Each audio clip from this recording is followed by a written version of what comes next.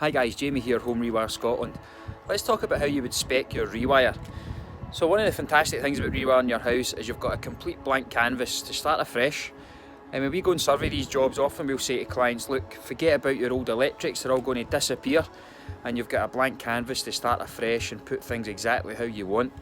So we've got a property here that's just been refurbished, and we had full control over the electrical specification. So we can show you what we've done in here. Now, there's a lot of extras in here and a lot of fancy stuff, which would all be additional on your quote, but the basics are in here as well, and we can walk through and go over everything that's included in a standard home rewire quote. We price a lot of these jobs, so we try and make things as smooth and as fast as possible and reduce hassle wherever we can.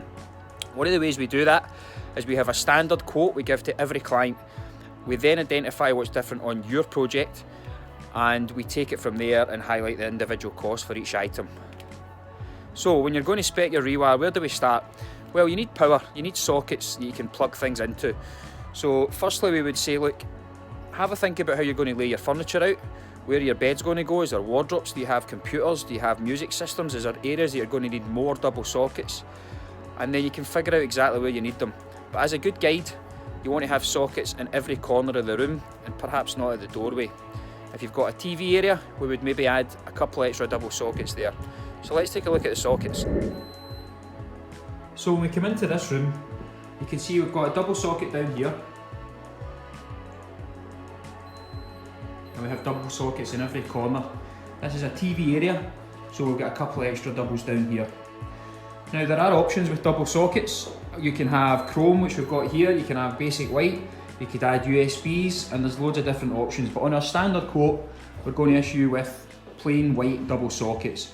We don't use any poor manufacturers, it's all high-end quality stuff we use. So the sockets in the kitchen are a little different. Usually you'll have 3, 4, 5 appliances in the kitchen, and they've all got to be switched, and some of them have to have their own individual circuits. In this kitchen, we have put all the switches inside the cabinets. Now, some people prefer that. They're less accessible, but it looks better. There's no switches all throughout the kitchen. All you see is the double sockets that are spare. Another option is you can use a grid switch, which is one individual switch on the wall, and it may have like 3, 4, 5, 6 switches on it, and those can control all the appliances throughout the kitchen. Alternatively, we do individual switches for every appliance, but you can start to really clog up the workspace. So personally, I like it this way. Sockets in the cabinets, and all we see is these 2 double sockets which are free and ready to use. So if we go into these rooms, you can see double socket either side of the bed is usually a great suggestion, and it allows for bedside cabinets, lamps or whatever, and you can plug your phones and stuff in there. A popular option for people has been to do USB ports on these sockets. 2 double sockets either side of the bed, and usually another one in the corner for maybe a lamp. We don't usually recommend one next to the door because it's unlikely you're going to put one at this location. What we do suggest though is to get a double socket in the hallway. You can see there's one here. And again, another room. This one has a double socket over here, here, and here. So as a rule of thumb, always try and get 3 or 4 double sockets in a standard size bedroom, either side of the bed and one in the corner. In your lounge, 4 or 5 double sockets, usually 2 double sockets near the TV area. We would always suggest you put a double socket also in the hallway, both upstairs and downstairs, if you have that facility. Other options people go for are external sockets, and basically it's just a socket outside, and you can use that for the lawnmower, washing a car, whatever you need to do. But it's IP rated, which means it's sealed and no water can get into it. Let's talk about lighting, my favourite. So every property's got to have lighting. We're not going to get very far if we can't see in the dark. So as standard, you're going to have a light switch in a room, and you're going to have a pendant which will light up with a standard lamp inside. Those lamps used to be halogen, mostly LED now. This property behind us has got a lot of fancy lighting and feature lighting, and we can do that for you. It's going to cost extra money. As standard, we want a basic switch in the room and a standard pendant throughout. You would have a single switch that operates that. In the hallways, we would two-way the lighting circuits, which you may have heard before. And basically this means that you can switch the upstairs hallway from downstairs, and some people have it so that you can switch the downstairs light from upstairs. On our standard HomeRewire quote, we're going to allow for lighting in every room. We're going to allow for two-way lighting in the hallways, and we also allow for external lighting front and back. The front lights will be decorative and look good, similar to what you can see in the background, and the back light will usually be an LED security type, which is basically going to light up the whole garden if anybody comes round there. So this place has got a lot of stuff. Let's take a walk through and see what's going on. So starting off in the lounge, you can see there's downlights throughout here. A very popular option. They do cost more, and there's a variety of quality and lighting, colour, temperature, wattage, brightness if you want. There's a whole variety of downlights. We do offer a straightforward standard downlight, and it is quite popular. So in this room, we've ended up with a 3-gang switch, and basically we've created kind of zones, so you can see that we can switch some of the lights off, or you can have them all on together, and this makes for a nice atmosphere in here at night. Probably the most popular area for downlights is the kitchen. So they offer a good solid light source, a nice spread, and you can see here we've allowed for 8. How would you space spotlights? As a rule of thumb, we suggest that 4 downlighters are sufficient for an area of 9 square metres. So if you imagine 3 metres by 3 metres, like this square you can see here, then usually 4 downlighters is sufficient. This room's slightly longer, so we've managed to get another 2 in. We've got a great little feature in here again, which is a drop-down pendant. We have a 2-gang switch here, so you can switch those lights individually.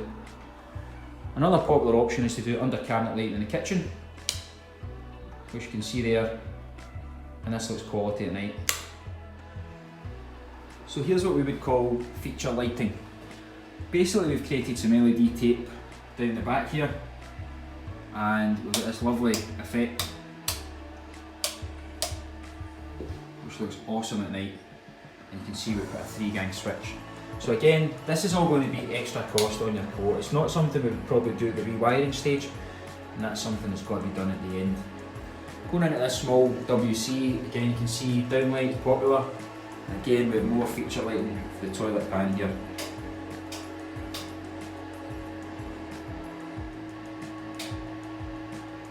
We've got an extractor fan as well, which we can supply and fit, and the only difficulty really is trying to core and make sure we can vent out. So in this scenario we've had to core straight out the wall and put an extractor fan in.